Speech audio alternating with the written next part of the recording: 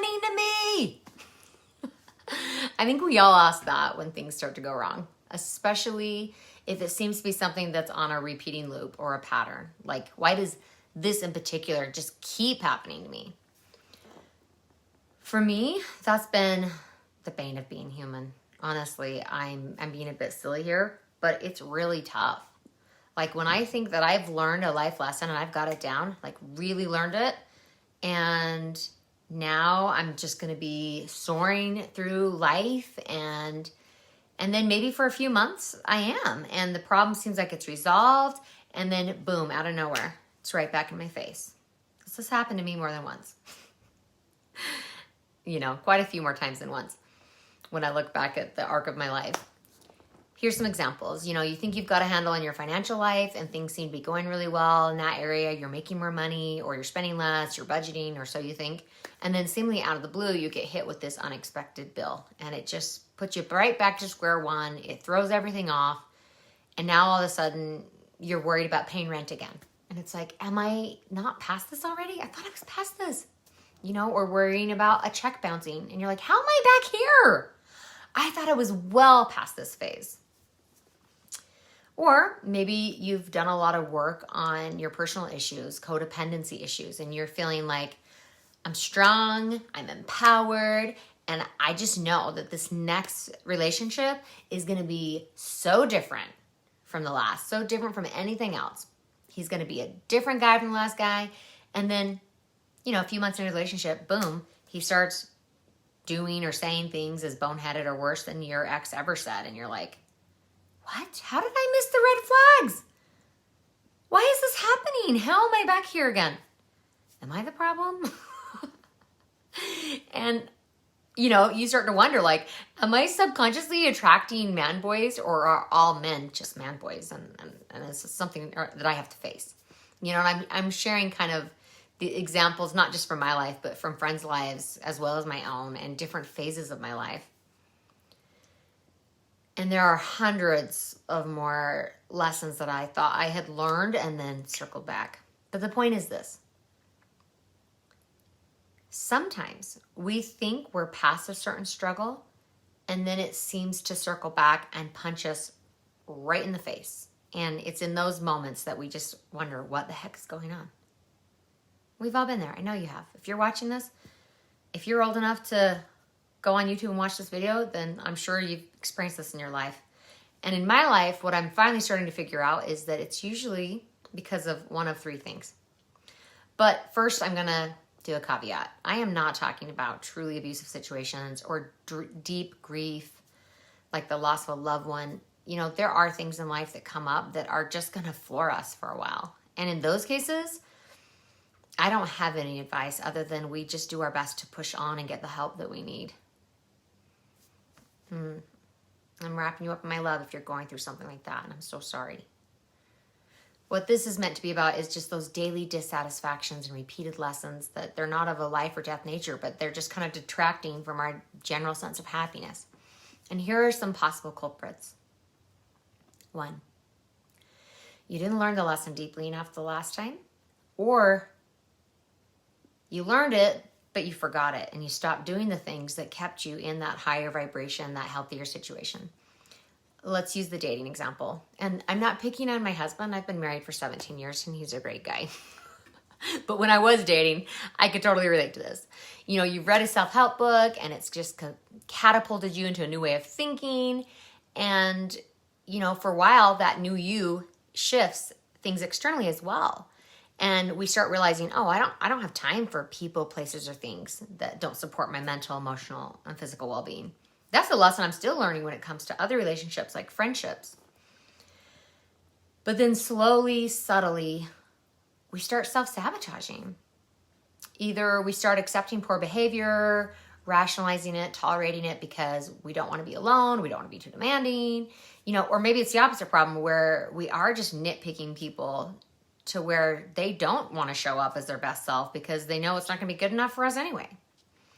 And if you're like a lot of people, we vacillate between the two, where we're not asking enough of life or we're asking, in the wrong way or too harshly. And the solution is going to be the same for virtually everything. And that's being still and getting real with yourself. And just stop trying to fix everybody and everything out there. And just focus on being present in the here and now while you let things settle. Settle in terms of, if you're in a storm, let it pass. Don't make all your decisions from that chaotic place. And the answer isn't to lower our standards or not even necessarily to raise our standards. It's more about getting real about what you actually want. And I can't tell you how many times I've caught myself literally wanting two opposite things at the same time. And then having to do the work to get in alignment. In the Bible, there's a verse I love. It says, "A house divided against itself cannot stand." Well, you're the house, babe. You're the house for your soul. And it's divided when you want two opposite things. And then you're upset when two opposites don't occur. Another possibility is that you're simply an amazing human being. And the universe knows it. And you've asked to become the best and brightest version of yourself. And the only way to do that is to learn how to stay kind, honest, and hopeful in even the darkest, most difficult situations and the most raging storm. You're the captain of your soul. And you want to be able to navigate through ferocious storms as well as stay hopeful and positive during the windless doldrums when nothing's going on and you're bored off your rocker. You can't become what you desire to be without experience. You simply can't become a mighty captain if you aren't willing to sail the seven seas of life. It might seem like a no-brainer, but it's a no-brainer that I forget. And then lastly, another possibility, and keep in mind that there could be a combination of these reasons going on. Most likely there is. This life is always changing, and what we sometimes will demonize as a curse can actually become one of our sweetest blessings if we just relax into it, release, and go with the flow. And trust life. It's super rare that your actual life is in physical danger. It's super rare that right here, right now, everything sucks and there's no way out. Most of the time, life is a lot better than we're giving it credit for. For example, did you get to eat today? Wow. Not everybody did. Let's celebrate that. Let's celebrate we had good food to eat today. Do you have a warm bed to sleep in? If you do, that's amazing. Not everyone has that. And let's celebrate that. Did you wake up this morning alive? I'm assuming so, or you wouldn't be watching this video. Fantastic. You're here. Not everyone did. Not everyone woke up this morning. Celebrate that you're still alive. You're still here. Learning, growing, experiencing. And I'm definitely not here to create any kind of comparison or to say that just because other people have it worse, that means that we can never wish things were better in our own life. Not at all. That's not my point. My point is simply that when we get so caught up in everything that's going wrong, we tend to forget to notice everything else that's going right. Even if the ratio of blessings to curses is like 90% in the blessing category, don't let that little bit of crummy ruin all the yummy. If you had a delicious feast spread out in front of you, and 90 out of 100 dishes were delicious, but there were 10 or so dishes that just weren't that good, and maybe 1 or 2 out of the 100 were like outright horrible according to your taste buds. Somebody else might have loved those, but they weren't for you. Are you going to go tell the chef that the feast sucked, that you regretted coming? I mean, honestly, I feel like that's what I've done with my life.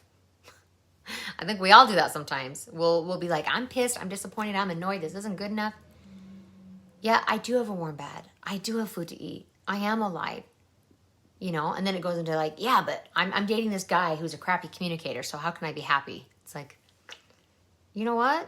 Most of the time, life isn't making you date that guy. You're doing that. It's a choice you made. Let's stop blaming the external and get more real with what we want, more accountable for our own choices, what we're willing to put up with and tolerate, and where we need to make changes. I'm not perfect at doing this, but I'm getting better at it because I am so committed to getting better at this. And I invite you to join me on that quest. Some things we really don't have any control over. I get that. And for me, those are the most frustrating, painful, and difficult circumstances and situations where I really want to improve something, but I can't. I can't due to it not being any of my business or responsibility. or it's a force of nature or some insensible accident that I had no control over, or someone else's free will is at play. And, even though my ego might want to be supreme ruler of the universe, I'm not. But I've learned a little gratitude for what is going on right now can turn a tough day into a great one. If we focus on what we love, who we love, and how do we show up for that. Let's be a beacon of hope in the lives of the people that we care about, because the irony is that showing up in love for others without any expectation of getting something in return magically makes our own lives better too. I'm not talking about self-sacrifice. I'm not talking about giving more than you have. I'm talking about showing up as the best version of you. And I'm not saying that we don't have to address certain things that come up. Sometimes we do. And I'm all about boundaries. I'm all about it. It's human that we have to deal with those things. But if we sprinkle a little gratitude on everything, gratitude is the spice of life. It can turn something bland into something special. And if a situation doesn't taste good, try sprinkling a little bit of that gratitude seasoning on it. And if you can't, that's okay too. Sometimes we can't get in that space. Sit with that pain. Hold space for your own beautiful human heart and know that this too shall pass. I love you. I'm Beck Sato. Thank you for joining me today. I'll see you soon. Mwah.